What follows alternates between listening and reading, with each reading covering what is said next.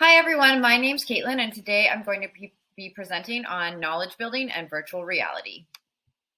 So why did I choose this topic? Well, first of all, in January of this year, I read Ready Player One, which is all about living and learning in the metaverse. And I was really inspired by how immersed students were in the virtual world and how much it motivated them, and just about how virtual reality could change the future of education. When we worked on our infographics, I came across some information in Gay and Huang's article about how immersive approaches can be used for problem-based learning. So I started thinking about other constructivist contexts and how immersive contexts like VR could be used. Additionally, my friend is a college instructor. This is her avatar. Usually her student avatars would be in the lecture hall, but she has shared her experiences over the last couple of years with using VR at the college level, and she's really inspired me.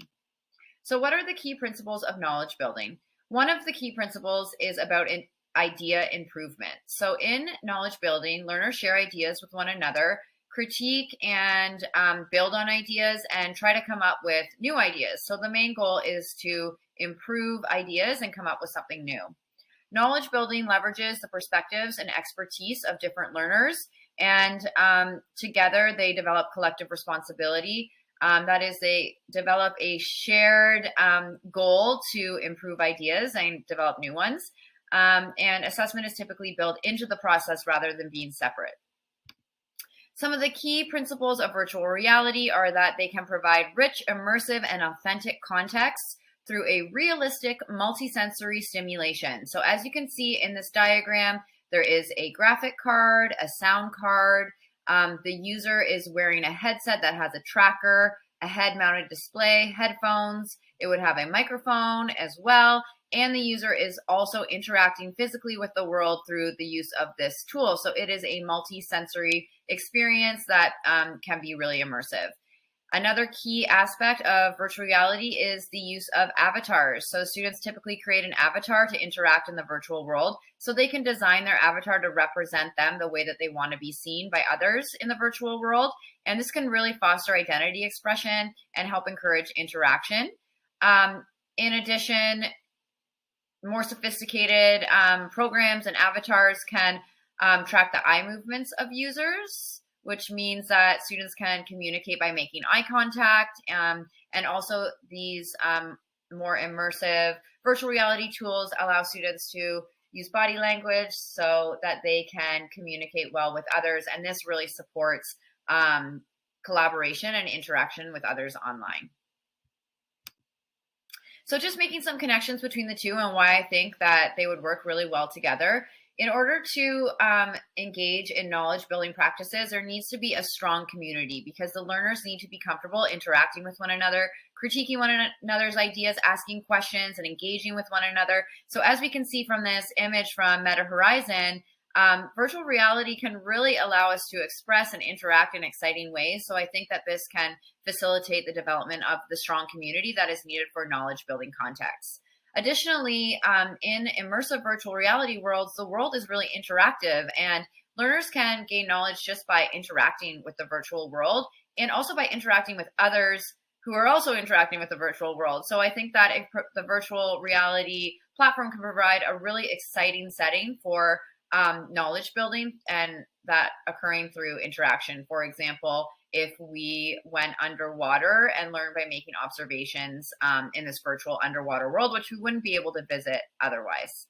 And then finally, knowledge building requires the use of artifacts. So learners share artifacts to communicate their ideas. This may be typically done like through a discussion board, but I think there's a lot of potential to share exciting artifacts in the virtual world because things can be so concrete. Like, what if you can pick up an artifact and talk about it? And also there's creative ways within virtual reality to present and share ideas with others. So I think that the development of artifacts, which is important for knowledge building, could really be exciting and engaging and quite dynamic in a virtual world. Here's an example of a non-immersive virtual reality experience. So this is a 360 video by Conservation International. And in this video, I am visiting the Amazon. And as you can see, I am interacting with the world. I could be making observations about this type of tree. I can also get a good sense of scale through an experience like this.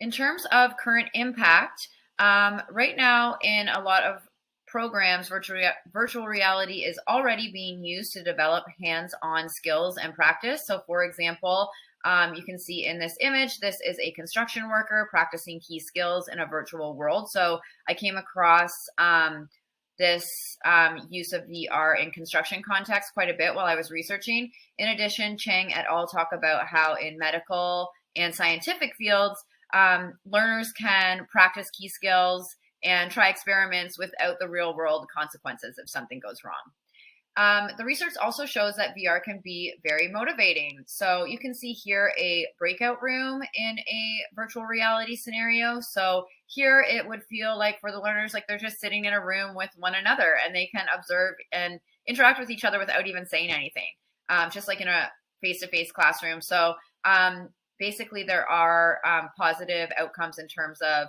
the social aspects, the collaborative aspects, and the community development, and especially with immersive VR. So that's really exciting. In addition, while I was reading Chang et al. And O'Connor's articles, they both alluded to the need to structure VR experiences. So Chang et al. Used a two-tier testing strategy just to scaffold the process of learners showing what they know. And O'Connor found that the teacher, which you can see the teacher's head right here, the teacher found that VR helped them determine what future lessons were needed more quickly. So for example, the instructor walked into the breakout room and because the students were really comfortable, they were really comfortable asking for help, and the teacher could support them by entering the virtual space with them and helping them that way. In terms of personal impact and changes in thinking, I think that knowledge building in virtual reality could be really exciting because it could remove some of the barriers that we have with virtual collaboration. I think it can make it feel more like you're in the same space with learners, and I think there's a lot of potential to have a really positive collaborative space that can support knowledge building. One of my main questions is like, how do I make this cost effective for public education? That's where I teach, and I know there's probably not a budget for it. So I know I can use non-immersive videos like the VR 360 video I showed you, but I also was thinking about the excitement of taking a field trip to a VR studio and having that full-on immersive experience with students related to learning. And also I know that Google Glasses is probably an affordable way that I can investigate, maybe even getting a set for my class, maybe not a full set, but enough that we can use VR in the classroom. And I also am always cognizant of the increased cognitive load with constructivist approaches. And Chang et al. Also described the increased cognitive load in learning to navigate the virtual world. So I think that I will just keep that in mind as I explore this opportunity.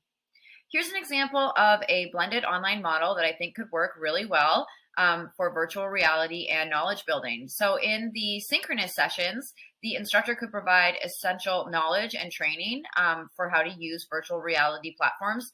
And the instructor can also not only model how to use the platform, but also how to use knowledge building discourse. So for example, providing sentence stems, modeling an appropriate way to respond to an idea to build on it. And I think that also for the synchronous element, one key aspect would be having the students engage together in virtual worlds. And then I think that an asynchronous element could really support this as well. So for example, through an LMS or this asynchronous element, it gives learners the opportunity to support one another with technical issues. But a key part of knowledge building is reflecting on ideas that are shared. So I think this asynchronous element provides space and time for learners to reflect on their virtual experiences and then share new ideas and build on those ideas and those reflections through an LMS, for example, through a discussion board post. So I do think that this blended model could work really well. And in both the synchronous and asynchronous elements, there are aspects of community and collaboration.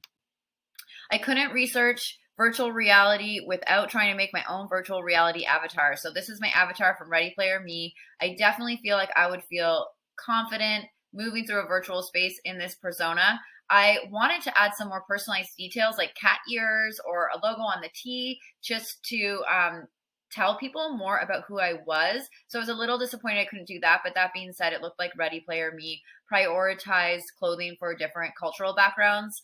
So I think that's more important than me being able to add cat ears. So thank you so much for listening to my presentation. I hope you learned something new, and let me know if you have any questions. Here are my references, which I will also link below. Thanks so much. Bye.